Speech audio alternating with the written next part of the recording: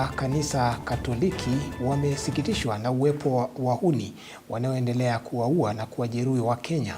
Wakisikitishwa na matukio hayo, maaskofu wao pia wamewataka vijana kujisajili kama wapiga kura, kwani itawasaidia kuhakikisha wanawachagua viongozi wanaowataka.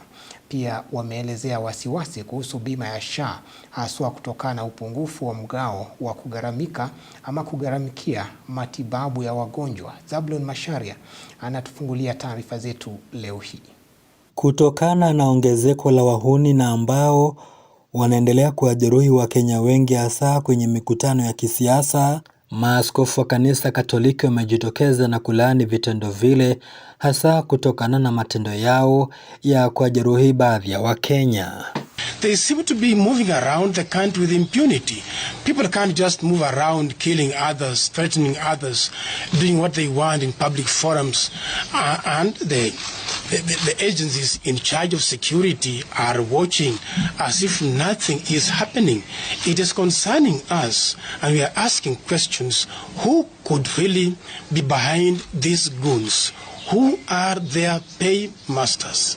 Is somebody controlling these people from behind the curtains to achieve a particular political goal? Wakati huo amewataka Wakenya na hasa vijana kujitokeza na kujiandikisha kama wapiga kura, kwani zoezi la kupiga kura litahakikisha unapata viongozi wanaofaa.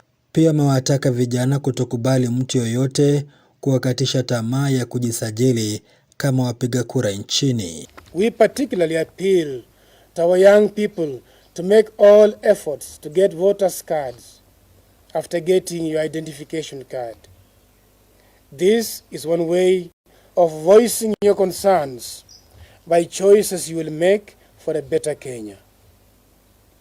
Take your civic mandate seriously and register in readiness for the vote next year.